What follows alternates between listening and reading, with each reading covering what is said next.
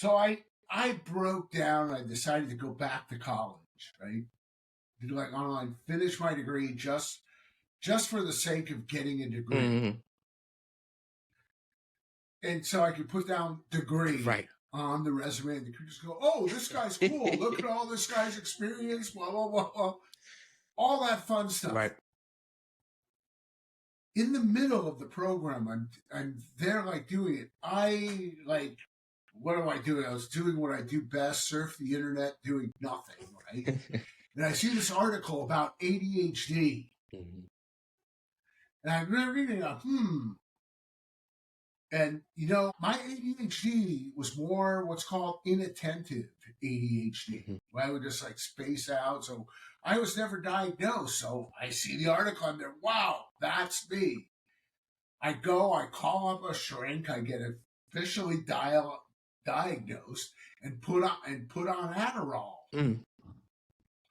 A thing like that. And it was great. I don't know if any of you have ever taken Adderall. It's the creme de la creme of drugs. And I could focus good, everything just fine. Then I had a heart attack.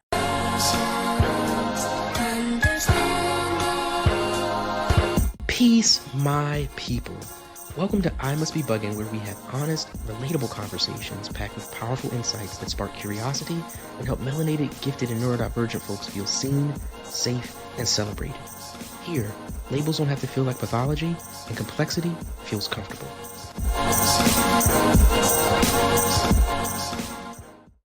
So I could function in society, get stuff, and you know what I mean?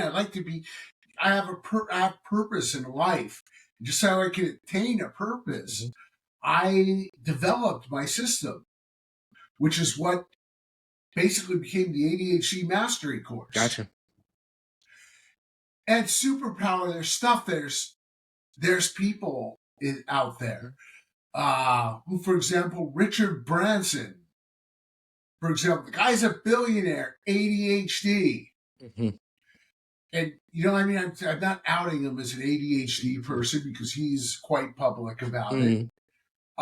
Michael Phelps, Simone Biles, there's a lot of people, very highly successful people with ADHD, and I wanted to look at their traits, and hey, they have a superpower. It's like, it is a superpower. And some of you would think, how could it be a superpower? And yeah, superpowers are not always comfortable. You think it's a superpower, you can do something. You look at people, superheroes, Batman. Batman could probably use therapy. If you look at the guy, he's he's like, have like a aloneness, and there's all kinds of baggage with any superpower. So my life's quest then was to figure out how to leverage the superpower. I finished my bachelor's degree, and in business management. Briefly got a job back in high tech because I could click that off on the resume then. And then, let's see, where was I? And decided, again, the economy was in the crapper too, so I decided to get my master's in psychology, and then I went for a PhD in leadership training and development. Wrote my doctoral dissertation on, drumroll please, working from home, and graduated in May of 2019. So that dissertation, came in handy. It was one of those things where, hey, one time I happened to know where the universe was going before it happened. And I started using that to help people working from home during the pandemic. I called myself Dr. Work from Home. And I started using, yeah. That's funny. And yes, and then I started doing that, and I realized that, hey, a lot of the stuff people need for work from home to be successful is also the stuff people with ADHD need to be successful. Hmm. So I started Dr. Getting Focus then. Mm-hmm. My company, and yeah, it's been, what was that? That was like 2001, 2000. Yeah, 2022 it was, 2022. I switched my focus to ADHD, and, I put together my course. I started doing stand-up comedy about it. I started writing my blog. Yeah. This is Yeah. this is really interesting. I guess there's a couple of different points I guess I want to kind of circle back on. I know you were talking about like being having an ADHD that is skewed more towards inattentiveness. When you went to the psychologist or whatever and got your diagnosis,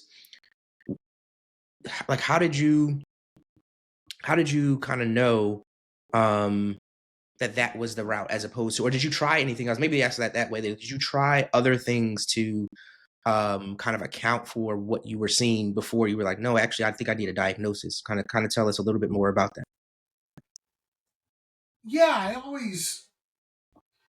I was like, not neurodivergent is the term used today to describe me. I was like the nerdy kid growing up and that kind of stuff. Yeah, just a nerdy kid. I'll leave it at that. And I always felt different. Never knew what it was. I was always like scattered. It's like I mentioned, I was in computer. I was in the tech industry. And also by that time, I had also been in sales. I'm trying to think of some of the other jobs. I had a lot of other jobs. Sales, one of them, a different thing. I actually was an annoying telemarketer for a while, a bit. Excuse me.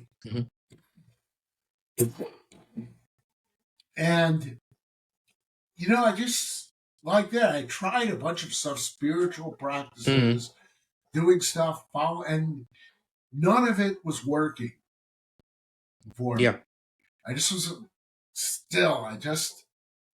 and then when I read about the inattentive ADHD, and that's how it's like a light bulb went off. Yeah.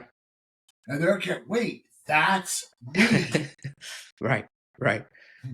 And, yeah, it was great too. You think, it was like, hey, that's why I could never hold a job more than a couple of years. That's why. Yeah, that's why I was an outcast. It's the ADHD, and it was a reason. It wasn't any moral turpitude on my point. It was the fact that my brain was built differently. Yeah. There was nothing wrong with me. It's just how my brain was operated. It's like using Mac rather than a Windows system. Right. Absolutely. Slight differences you have to use, and just eliminating those was so freeing for me. Yeah, no. I think, that's a great, analogy. And I've heard people talk about it in a similar way, where they're like, it's like having an iPhone versus an Android phone, right? There's nothing wrong with either one. It's just about there being, definitive differences that you just have to be aware of and account for. And I heard you, bring up the word neurodivergence. So let's actually just kind of make a beeline for that and tell us, like, what does neurodivergence mean to you? And, do you actually consider yourself to be neurodivergent now? I'll do the second part first. Yes, I do consider myself to be neurodivergent. I'm probably on the autism spectrum too, but I've never been diagnosed, so I don't talk about it. I don't care to get diagnosed. It would not make a difference as to how I'm living my life right now.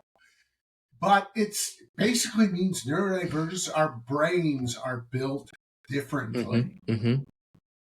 Yeah. And that's all it is. Yeah. It's basically, in a nutshell, they're built differently. And so different accommodations need to be made by ourselves and others. Yeah.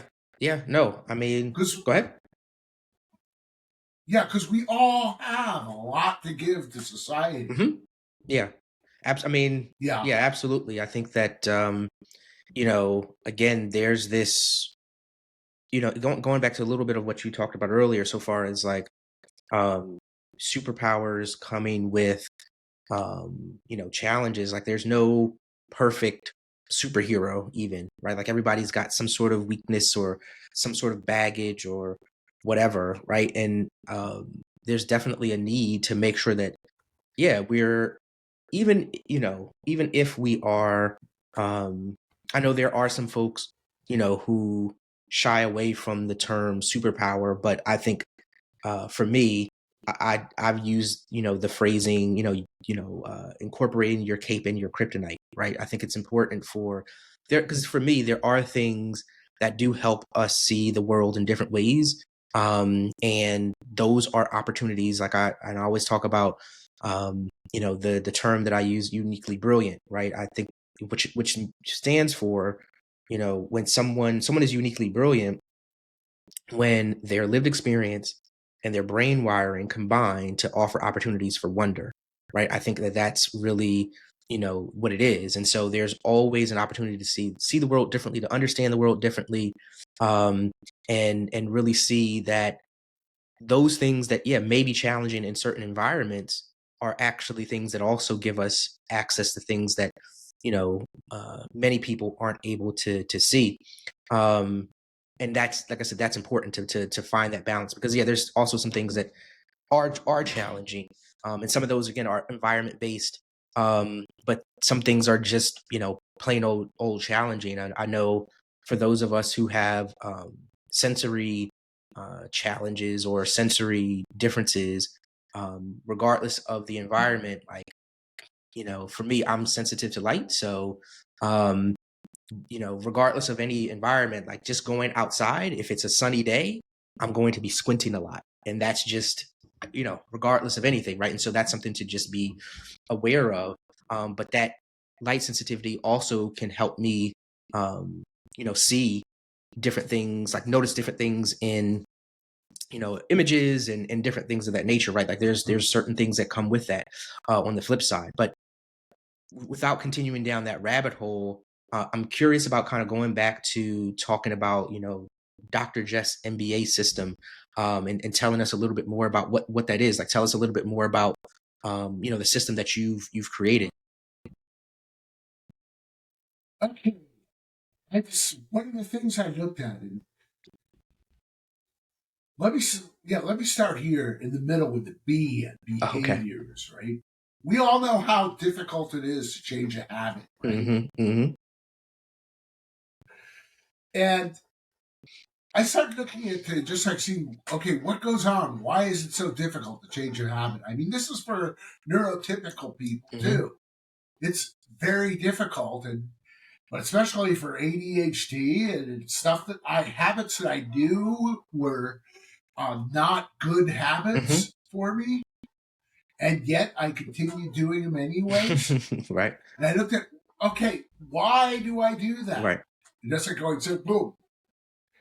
And what I looked at is just putting it into an ADHD platform.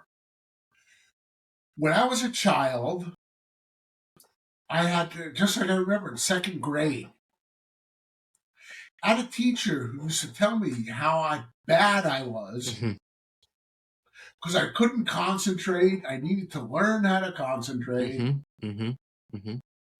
I could never be successful until I learned how to focus and all that stuff. There's also a Yiddish term. It's called shlemiel. And shlemiel is someone who, is someone who causes chaos in their midst, right? kind of like, yeah, just like everything around them is just like going. And my family, when I was a kid, used to call me a Shlemiel. Right? You know what I mean? And none of these people really were trying to get me. They were just actually trying to help me. Which makes it even worse because that stuff, it sticks to me. Yeah. Mm-hmm. Mm-hmm. Yeah.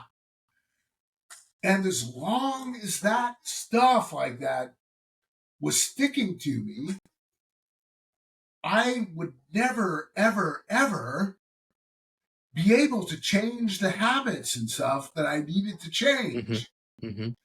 So I had to work on unsticking myself, which I use stuff like cognitive behavioral therapy, NLP, applied metapsychology, a bunch of stuff, techniques I found Mm-hmm. to like separate myself from that. Yeah. Now so that's mindset. I have to have a shift in mindset Mm-hmm. from basically a loser to a winner. Mm-hmm. That's like the Cliff Notes version of loser to a winner. Mm-hmm.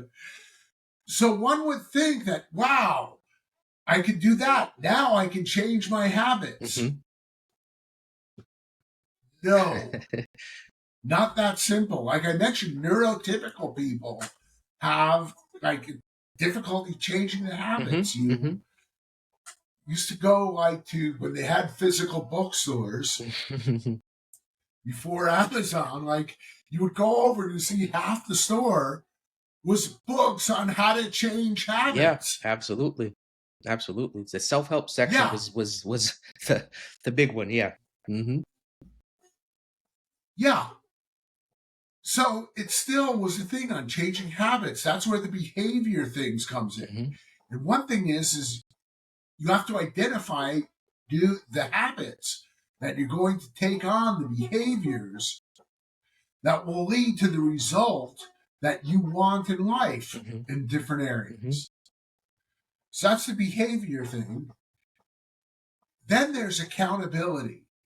Again, changing habits is very difficult to do. Yes. One thing that helps is accountability. A system that just like says, oh, boom, no, you're this way, let's go back here. No, you're this way, let's go back here. Mm-hmm. That's accountability. Now, people think that, oh no, this is the bad stuff. This is like bad, Jeff. Boom, boom, boom, like that. No. It's not like that at all. You can make games out of it. It can be fun. Mm-hmm. And so we work out a fun way for accountability. And like it's not the same for everything. What you do for fun is probably different in some respects than from what I do as fun. Right. Some things may be similar. Like yeah. Similar interests. So kind of discover the accountability part of the equation. And that is basically, in a nutshell, the MBA system. Mm. So how did you settle? Did you have like, maybe a system that you had developed before that maybe wasn't quite working and you kind of settled on this? Or did you like, what inspired you to kind of settle on these three, points? I've done a lot of self-help thing. I mentioned NLP, neuro-linguistic program. I did a lot of landmark work, other stuff. I just like all these different things. I was like going through. Tony Robbins. I did something with Tony Robbins once, and all these are great stuff. And I basically called what I needed from there. Gotcha. And grab stuff like I mentioned, a lot of it is cognitive behavioral therapy, CBT, neuro-linguistic programming. And that's just like I talk about, the stuff that was sticking to you, unsticking from that stuff. Right. Yeah. No, this is like, so I think, again, these 3 points are really critical, particularly I think one of the parts that like you kind of alluded to that a lot of people don't incorporate is this accountability piece. And first of all, there's self-accountability, and then there's accountability to your, community, right? But I think until you are able to, change the behaviors and understand the behaviors, and certainly also accept yourself, right? Like you can't go into this with the mindset of like, beating yourself up. That's not sustainable. Like, whatever, you might Yeah. change for a little bit of time, but like long term, that's not going to work.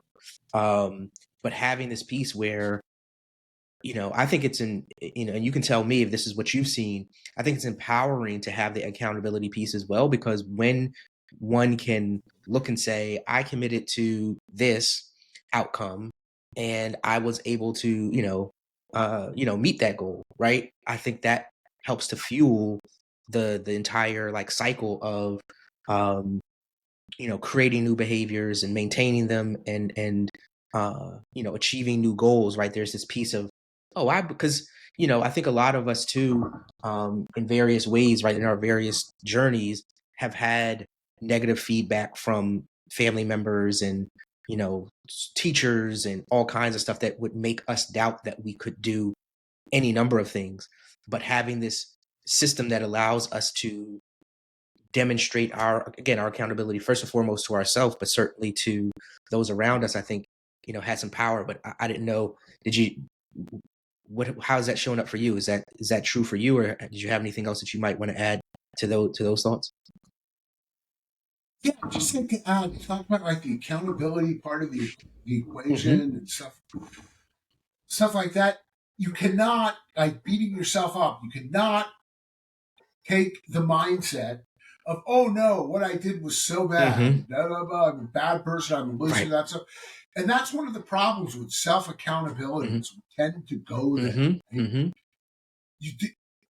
You don't meet something. You set a goal. You don't mean it. It doesn't mean you're stupid. It doesn't mean you're evil. It doesn't mean any of that stuff. It means you did whatever. You took whatever action. You did not get the results you expected from that action. Time to take the next action. What's the next action?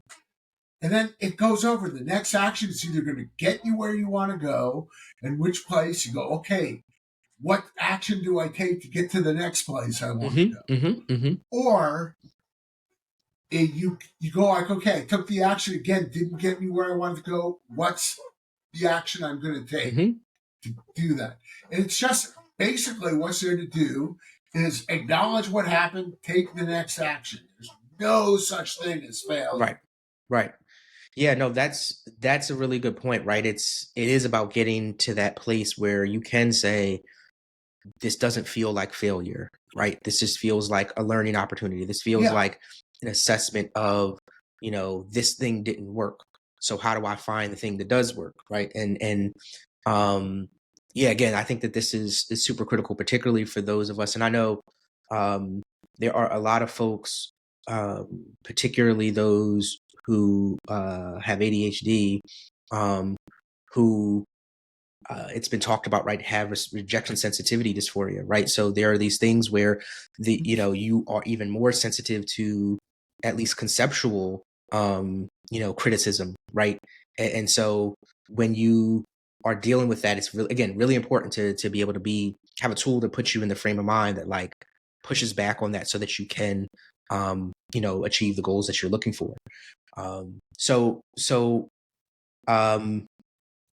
Like, what I know, again, so you got your diagnosis, you built this whole system, and like it's obviously changed your career trajectory, but is there anything else that you might share so far as like the insights of like what was life like before and after your diagnosis? Like, before, how did you see the world that all of a sudden, that it brought clarity? Like, I don't know if there's a couple of different examples where you're like, before I thought that, I,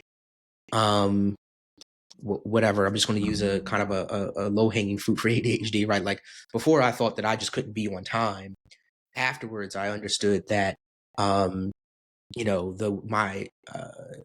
my ability to perceive time is different, and then therefore blah blah blah blah blah. Are there things like that where you kind of look at your life in this sort of like two-phased view? Yeah.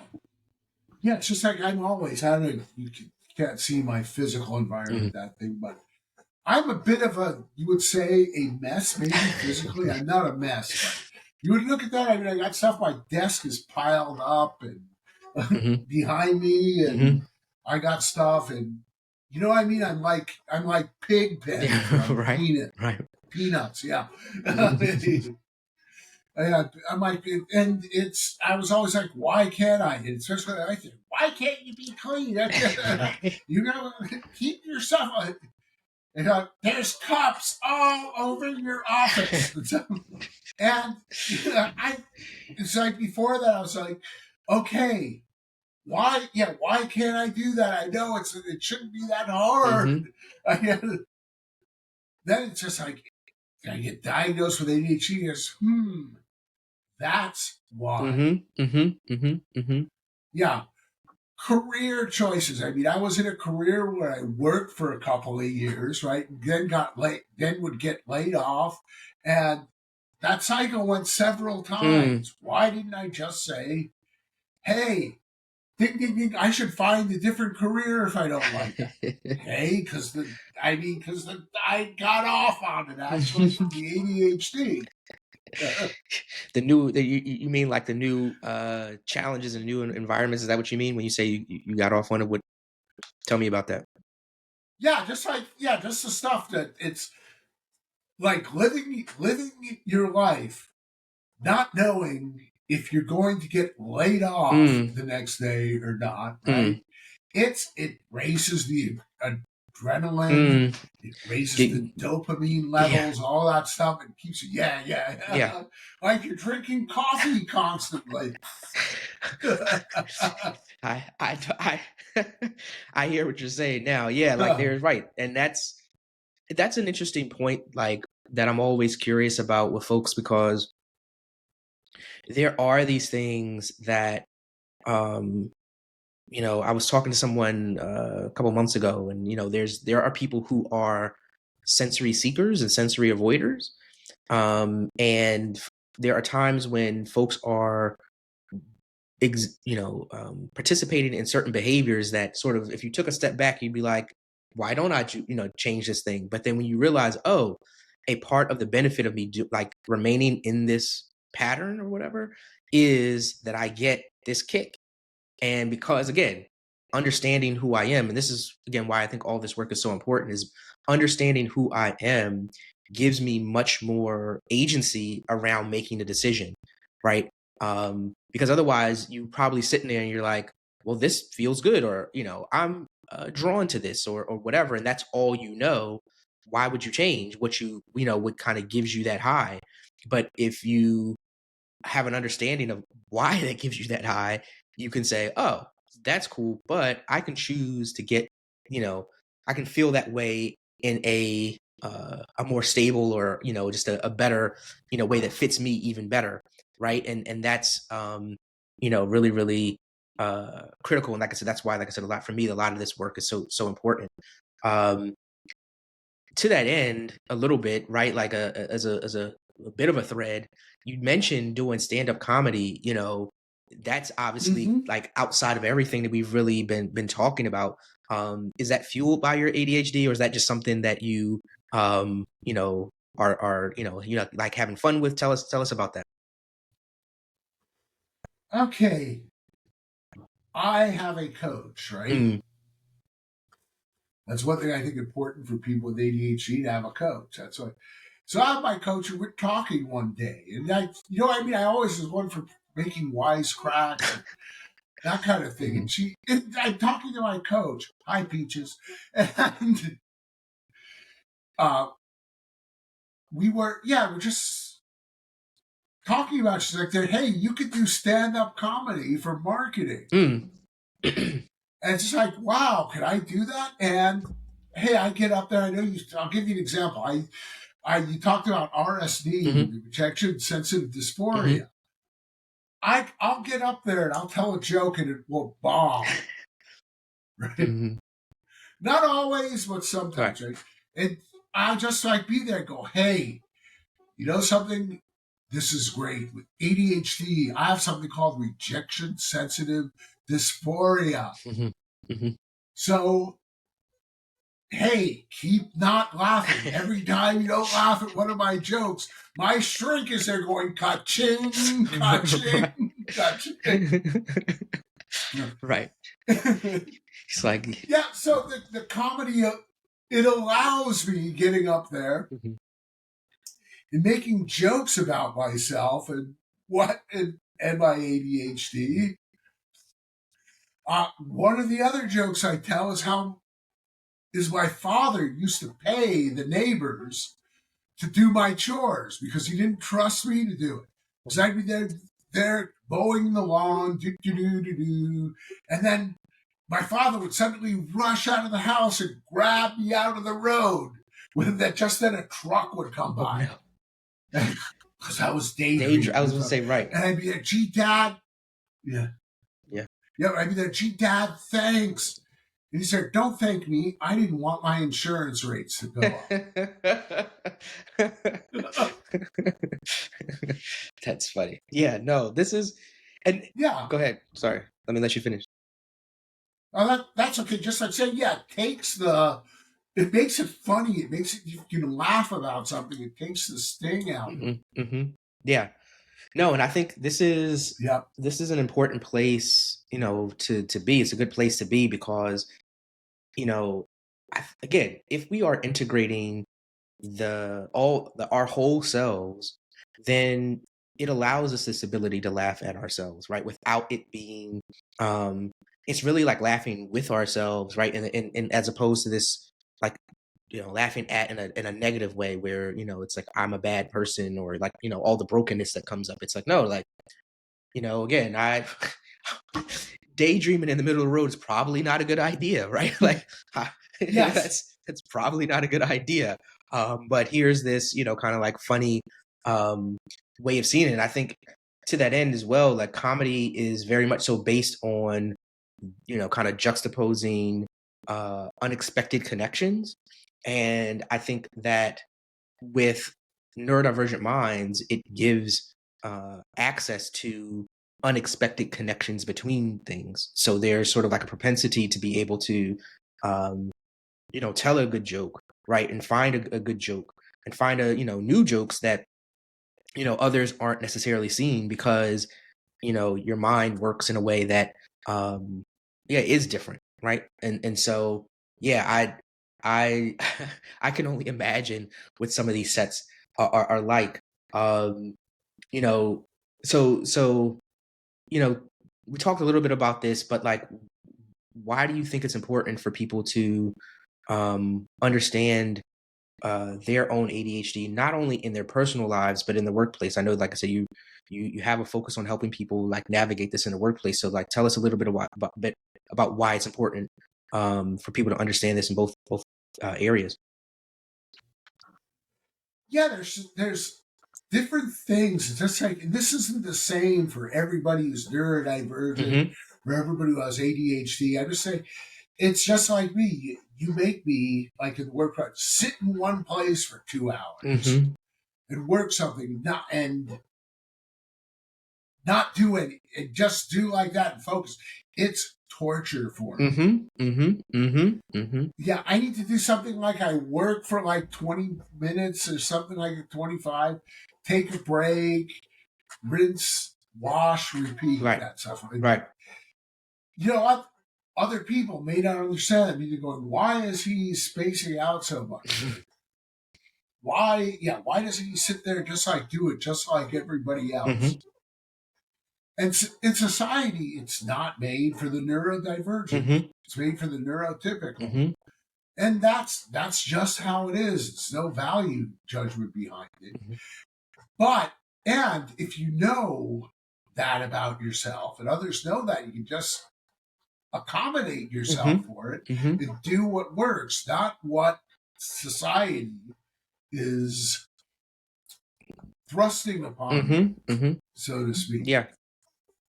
Yeah, I think, you're absolutely right. I think that, one of the key things is, how do I find a way to, I love this talk about accommodating yourself. I think a lot of people feel uncomfortable doing that. A lot of people are just not even aware that they need it, because they are trying to like mimic how other people work. And then they're so busy caught up in the loop of beating themselves up because they don't work like other people work, that they don't say, well, you know what? Like, again, I can still achieve these results. I might not be able to work for 2 hours straight, but if I break this up into, whatever, 25-minute blocks, I can still get there. And it's okay that I need 25-minute blocks, because again, the point isn't the the method by which we get there. It's just that we get there. And it's just getting there. Yeah. And that's, again, that's for me, again why this is so important. I'm so glad that you're working with people to help them, because I think as well there are so many like late diagnosed folks who have been working in whatever capacity for years, who now kind of get a second lease on life, as it were, because it's like, oh, here's this, like, again, I have tools to actually meet my needs. I have tools to actually address the things that I've been having challenges with. I have tools to achieve these career goals that I have, rather than thinking that they're totally unattainable because because again, I just don't fit this sort of cookie cutter style of doing things. Excuse me. Not sure if you had anything else to add to that, but I know you talked about as well, or it's kind of alluded, we talked a little bit about this, right? Like, what are some social or other environmental factors that are causing difficulties? Like, when you think about what workplaces might be able to do to better accommodate employees, like, or even, like I said, family members, instead of calling people schlemiels or lazy or whatever, all these different things, like what are some things that can help create better environments for neurodivergent folks? Okay. Working with neurodivergent, especially if you don't know about it, right, can be trying. Yeah. I mean, even if you are neurodivergent, I've worked with neurodivergent kids. Oh, I worked with and it was trying, even for me as a neurodivergent, with like kids, and they're getting up every 30 seconds. Right. And you want to say, will you just sit down already? There is that urge, yeah. You gotta, you gotta know what's going on with them and be able to check yourself and learn how to deal with it. I actually wrote a course. I don't think I'm quite finished with it yet, but on for teachers and educators to support ADHD kids. Yeah. Because I was working on, it's just that I have one for the ADHD students, high school students, to be how they can be successful in college. And then while I was doing it, I realized, well, this is all said and good, but like, use it if the teachers. If you tell the kid, okay, hey, use the Pomodoro system, work 25 minutes, then take a 5-minute break. Right. And the teacher doesn't know what they're doing. Yes. They're going to be like, get back to work. Yes. Yes. So, yeah. This is a really, really important point. This is a really, really important point, because you could give people all the tools that they, that they might need to support themselves. But if particularly the person in power or influence around them is looking at that and they're like, what is going on? If they don't understand how to accommodate that person, they could definitely, essentially undo all the good work, right? It makes all the rest of that stuff moot, because like you said, it's like, I have a perfectly good tool, but you won't let me use it because it doesn't look like what you think it should look like. Yep. Yeah. Exactly. It's like my second grade teacher was not trying to screw with me. She wasn't trying to put me down. Mm-hmm. She was using the tools that she learned. Mm-hmm. Mm-hmm. And when was this? This was, I think, in the late 60s. It must have been probably 1967 or something like that. So she probably learned how to be a teacher in the 1950s, right? Right. And she was using, and they didn't know about ADHD then. Right. I wasn't even diagnosed or anything, but they were using the tools they had available to them to help their students. They were there. I mean, teachers and stuff. They could make a lot more money doing on something else. Yeah, no, I mean, a lot more. Yeah, than being a teacher. That's for sure. Are there any, like, maybe one or two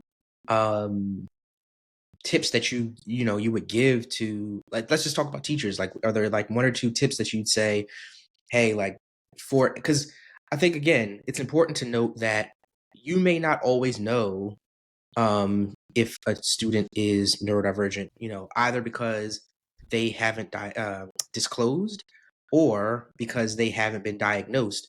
And so are there like tools and tips that you might offer teachers that kind of cover what happens regardless of whether or not is that am I the biggest I got what you're saying. The biggest one is flexibility. Mm-hmm. And here's just something, just like in general with education, you go over. You ever see a 5-year-old? They're there. They want to learn. Mm-hmm. They're just like eager. You can't stop them from learning. Mm-hmm. Mm-hmm.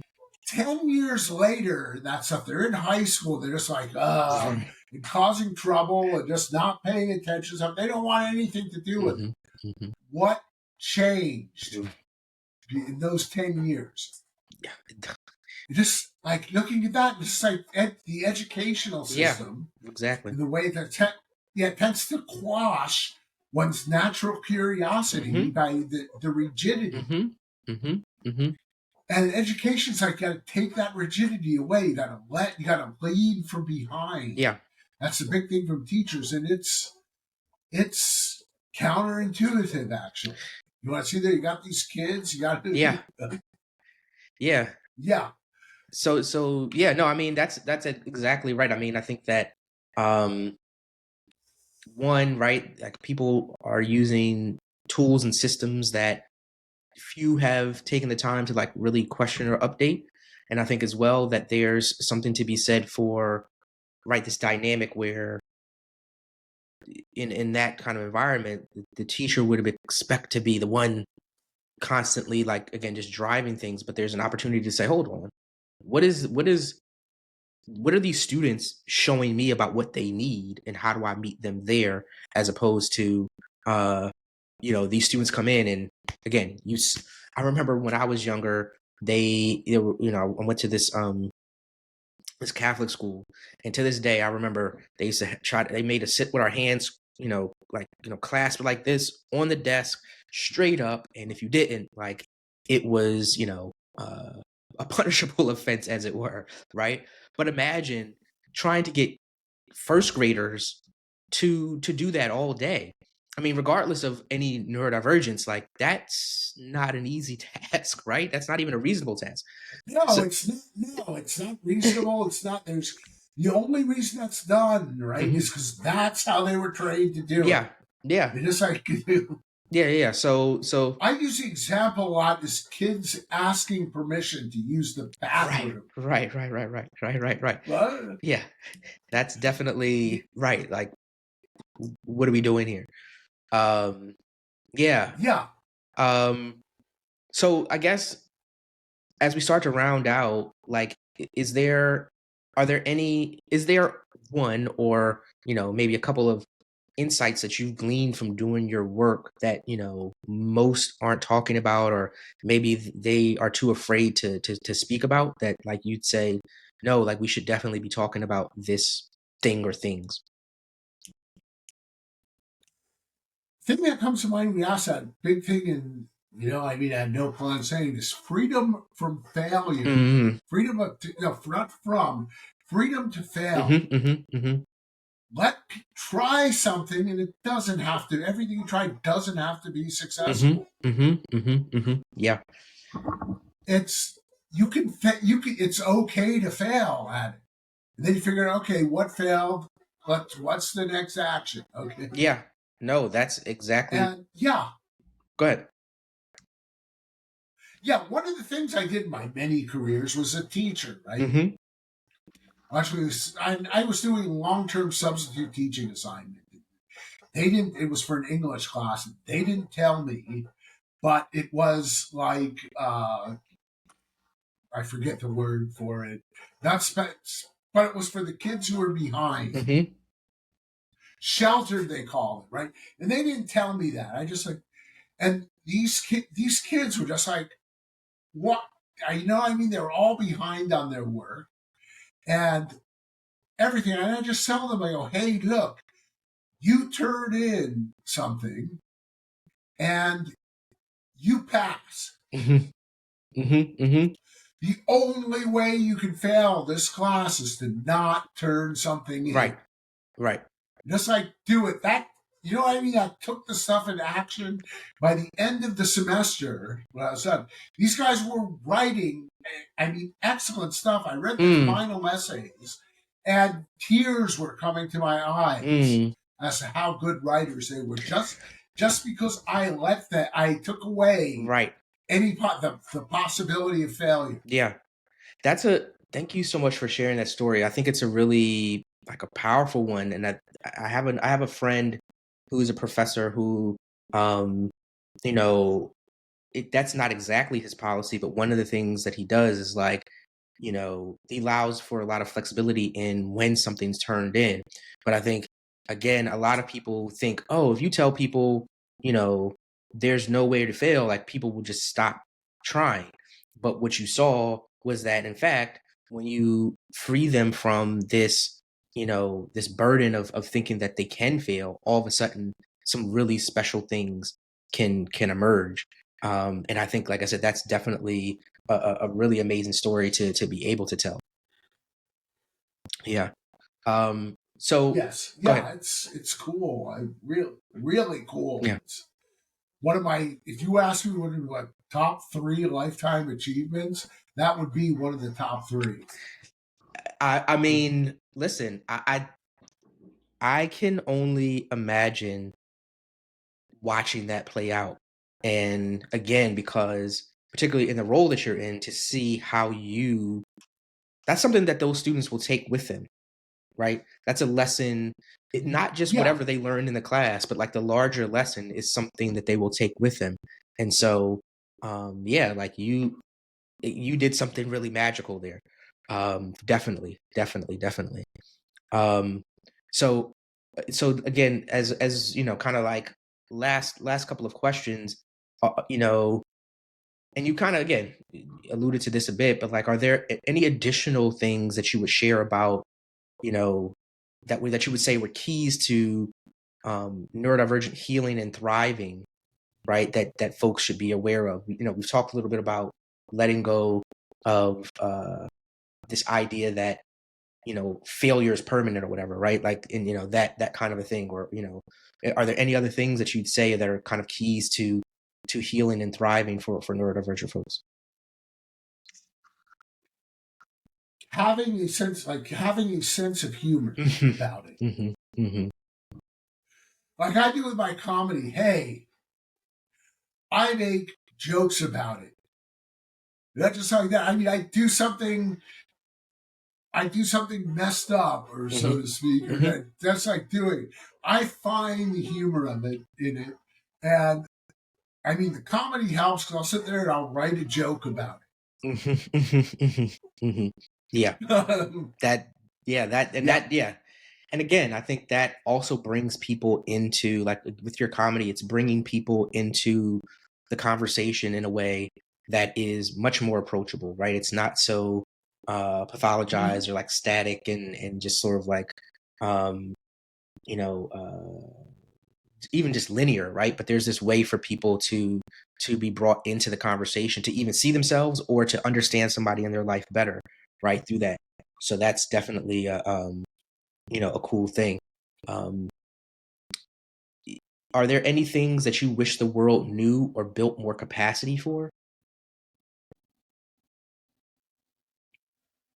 The capacity to be flexible, Mm-hmm. and the flexibility. It's just like you have to go to the work in the workplace. That's what in tech flex time. I could show up to work anytime I wanted. Right. I could leave anytime I wanted. Mm-hmm. All people gave a crap about Mm-hmm. is if I got the work done. Yeah. Absolutely. Yeah. And I think you're absolutely right. I think that's true more, certainly more broadly, but definitely as it relates to folks who are showing up in workspaces who will need to work differently, right? It's the question is like, okay, is the work getting done? Period. Whether they work from home or not, whether they work in the morning or at night or like any of those things, like, okay, but is the work getting done? I think that's definitely something that we need to have more capacity for. So yeah, like, it's been, like I said, it's been a great conversation. I want to make sure that people are able to stay in contact with you. So, tell us, about any upcoming projects that you have, or again, how people can stay in touch with you. Okay. My website is drgetinfocus.com. Mm-hmm. Okay. This is the easiest way. And on the top right of the website, there's this little button that says Get Started. Click on that, it'll lead you to setting up a 50. Right now, it's 15 minutes. I may change it, make it a half hour or something. But if you set up a conversation, we talk about the stuff. And I'll tell you about my program, but that's not everything. I'll just talk, see how it's going. That's one thing. Another thing, my email is Dr. Jeff, and it's Dr. Jeff at drgetinfocus.com. Okay. And you can just email me anytime you want. Those are the best ways to get a hold of me. The website has all kinds of stuff. I also have a blog I write 3 times a week, and that's at Substack blogs, and that's drgetinfocus.substack.com. Great. Yeah, I increasingly, I think I'm going to have to create my own Substack. A lot of folks are leveraging that to share their words, so I'll have to make sure that I check yours out too. But Dr. Jeff, again, it's been, a great conversation. So glad that you've come. And I know that there will be people who will be, very interested in tapping into your, your work, into your services. So thank you so much for coming out. Thank you so much, Sheldon. I mean, we've been talking about an hour. Yeah. It's awesome. I totally enjoyed myself. Thank you so much for this. Great conversation. Thank you again, Dr. Jeff, for coming through. I'm so happy that he came through and shared his story. And, it's obvious that Dr. Jeff represents, our elders within the neurodivergent community. He comes from a time and a lived experience that predates what, just the language that we're even using today, let alone the framing around things. And that's non-trivial, right? It must have been tough, right, to grow up in a classroom where teachers were learning things from, they're basing their teaching on things that they learned in the 50s, right, which were quote unquote best practices that were based on things that were happening from even earlier. At this point, like almost 100, if not 100 years ago, right? And so that's the legacy that he's dealing with, right? And so I can only imagine, being someone with, as many thoughts as he had, as many curiosities as he had, and other ways of being, right, that require energetic expression and growing up in that space. And so, again, that's something to just be mindful of, right? Just as we think about what we just listened to. And so, here are some key takeaways that I want to make sure that you all are, capturing before you go out and hit them streets. And so the first thing is, again, that times have changed and times will always be changing. It's not just that Dr. Jeff grew up in a time that, had challenges and now we get to reflect on that and, everything's hunky dory from here on out. No, this is a time which has its own challenges in which, 30 years from now, somebody's going to come and look and help us see, the things that we were living through, things that we either know now or that we don't even realize now because, again, maybe we haven't created the language around it. Maybe we haven't done the studies that teach us what we need to know, right? And so let's make sure that we offer ourselves the grace and compassion that is necessary as we reflect back and as we think about what we want to see and feel as we move forward. And I would also note that, what worked for him may not work for you. And that's perfectly okay, right? Always find things that meet you where you are and meet you in your particular needs. Next, and this is for my self-taught experts, right? And those of us wondering why, there's so much resistance to AI. And so let me quickly, as I can, just reflect back on what Dr. Jeff shared. He said that before he even, got a degree, he became a Dr. Jeff. He was doing, amazing work in, Silicon Valley and in coding without a degree because he taught himself. And yet, when he got laid off, his ability to re-enter the workforce, to do things that he had been doing already, was limited because of what a computer told him about who he was and his abilities because he didn't have a degree.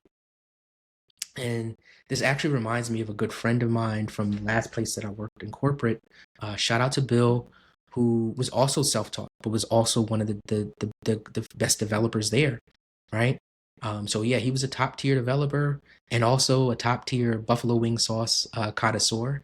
Hat tip to that. He taught me a couple of things as it relates to that. But again, Bill was an amazing guy, or is an amazing guy, right? But again, folks like him would get screened out before we could even see his work if there weren't companies like the ones that I work for that said, hey, like, a degree is not required.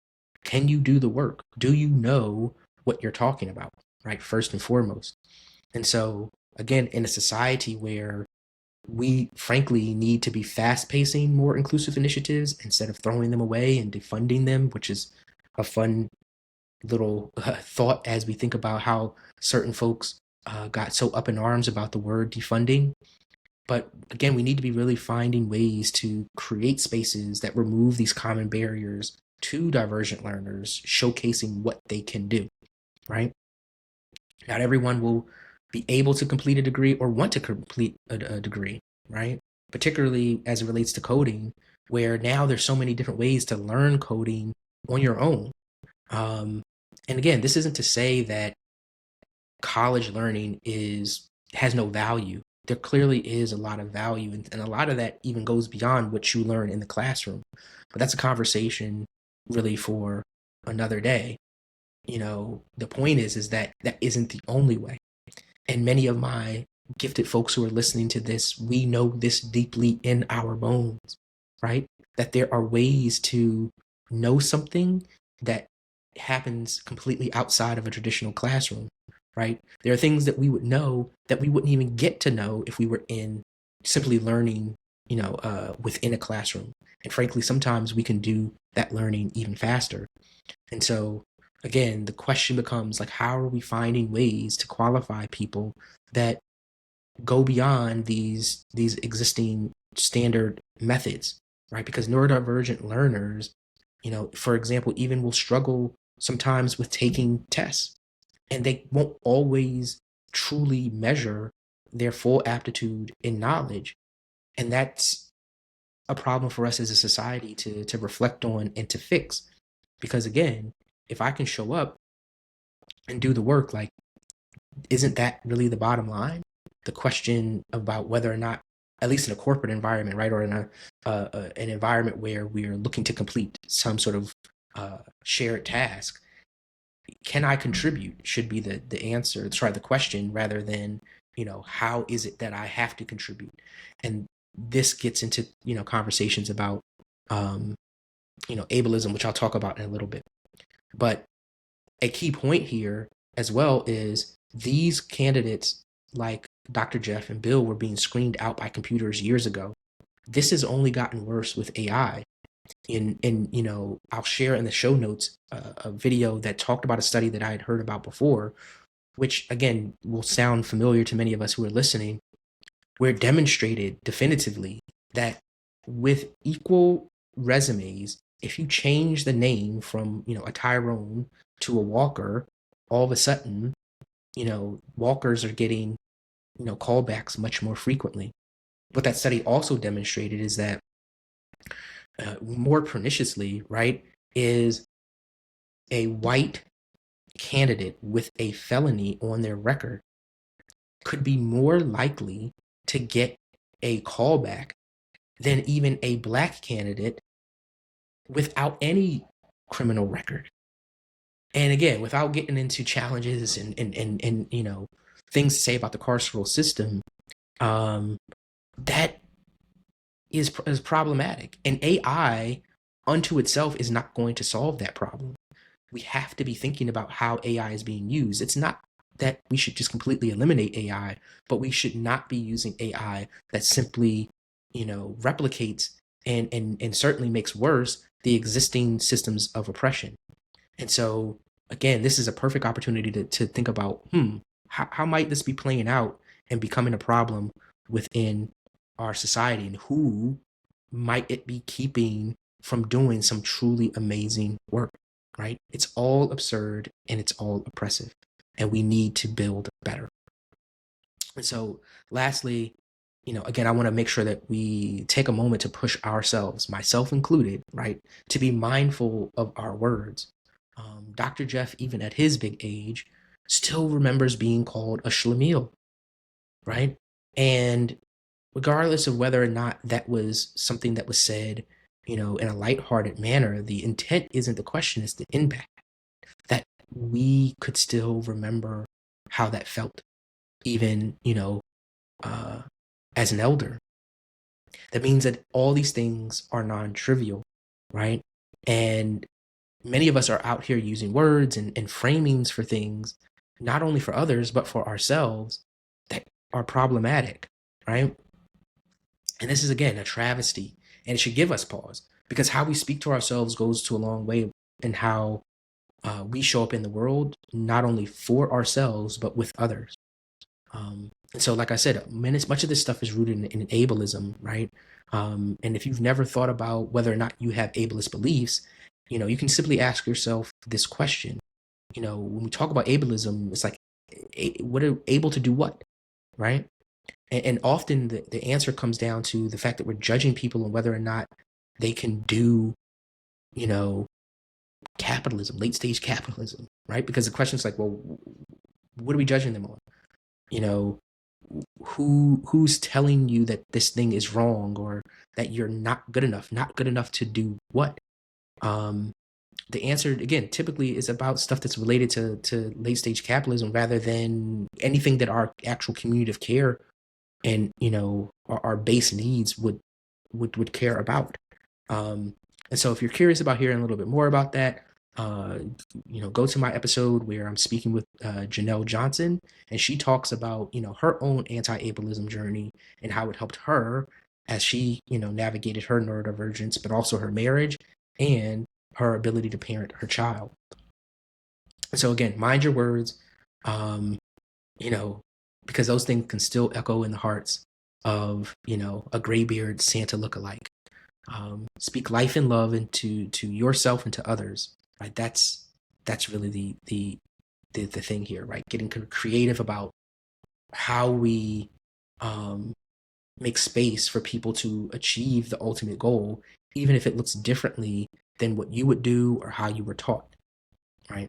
So again, let's all continue to do our work to ensure that disability isn't a naughty word anymore. right? The reality is that if we age long enough, we'll all experience disability in some form or fashion. And so this isn't a word, for them over there. It's a word for all of us. Okay. And so again, if you're looking for help navigating your newfound gifted or otherwise neurodivergent, journey, visit my website, sheldongayisbugn.com. It's in the show notes, right? Schedule a call with me and let's make a plan that'll help you, again, find a way to love yourself and achieve the goals that you want to achieve. All right.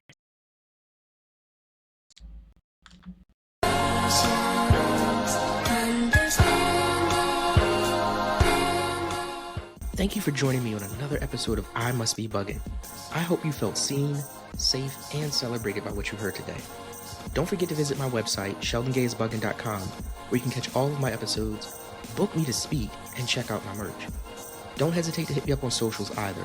I'm eager to hear your thoughts, your experiences, and your stories. Remember, this podcast is all about sharing humanized narratives about who we are and how we contribute to the beautiful and necessary diversity of humanity. This is our place to unmask and just be. And if you've enjoyed today's episode, please share it with a friend, leave a review, and subscribe. It helps our people find community. So until next time, stay up and enjoy who you were meant to be. Ashe.